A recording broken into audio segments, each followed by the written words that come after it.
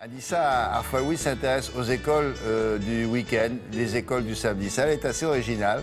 C'est une école lyonnaise qui forme des peintres. Bon, mais leur toile, vous allez voir, ce sont les murs de la ville. Non, non, n'oublie pas ça. Tais-toi, non, ne raconte pas ça. Oh non, non, non. Tais-toi. Bonjour. Bonjour. Anissa s'est rendue à Lyon. Et peut-être que dans cette ville, il y a plus de fresques murales qu'ailleurs, dans d'autres capitales régionales. Et pour cause, il y a une école pour ça.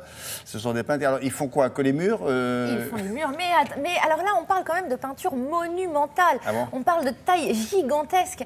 Alors, c'est une école d'art mural. Alors, l'art mural, on va appeler ça aussi du trompe-l'œil. Parce que quand on dit art mural, les gens ont tendance à penser tous, bon, nous inclus, hein, à imaginer, vous savez, ces peintures, le street art.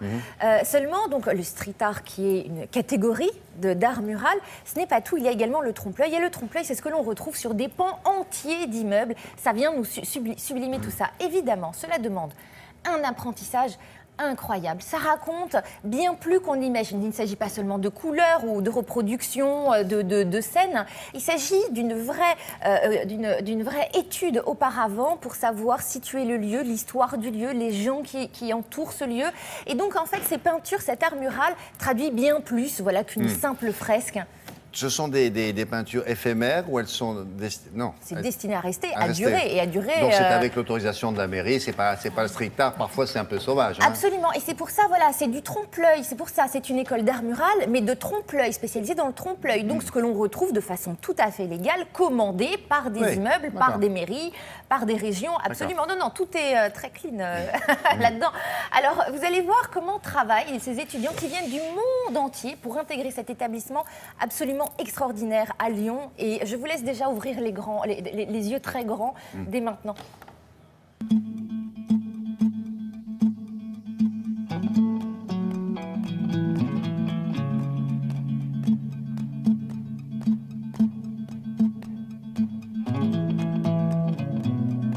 L'art mural, c'est d'abord le plus vieux métier du monde. Celui-ci, on en est sûr. Il a 33 000 ans avec des traces à la grotte Chauvet, mais sur l'ensemble de la planète et à toutes les époques, il y a eu ce métier de peintre muraliste. Moi, je pense qu'il faut que très vite, tu mettes la petite fumée là, qui sort de la fiole. Comme ça, après, ça va te permettre de rééquilibrer les zones qu'il va falloir que tu travailles plus ou moins. Celles que tu vas atténuer, au contraire, de façon à ce que vraiment, tu attires l'œil du spectateur là où tu veux l'attirer. Pendant des siècles, en fait, ce métier s'est transmis de personne à personne avec un système d'apprentis, compagnons, maîtres. Et puis là, les besoins sont énormes aujourd'hui. Donc, on a pensé qu'il fallait arriver à créer une école. Et donc, c'est pour ça que c'est la première école de peinture murale monumentale au monde pour répondre à un besoin qui est mondial. Au-delà du savoir-faire, qui est technique, on apprend aussi le savoir-être.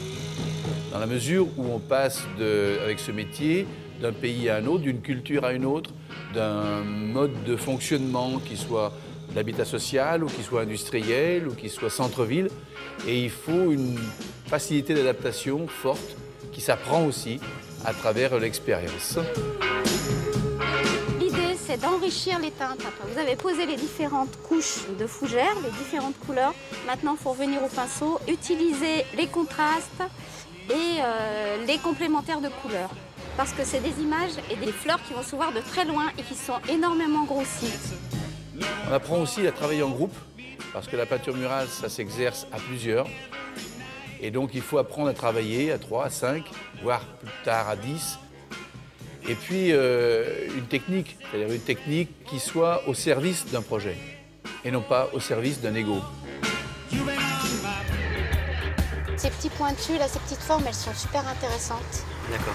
Et du par coup, il faut contre, que je reprenne là, sur la partie haute. Ces formes-là, c'est toutes les mêmes. Ouais. Et du coup, ça a un côté un peu plastique. C'est pas des plantes en plastique, c'est des vraies plantes que tu travailles. Nous, on dit les murs, c'est la peau des habitants. Parce que dès votre deuxième peau, ce qui vous définit, c'est votre mur. Donc, on a envie que les gens soient fiers d'être dans leur peau, parce qu'ils ne se mutilent pas quand ils sont fiers, quand ils sont bien dans leur peau. Et vous avez plus honte de donner votre adresse.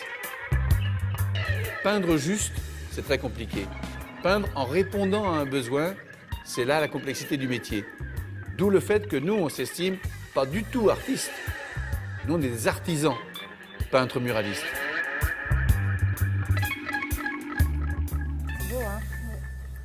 Alors, il appelle pas ça une peinture murale, lui.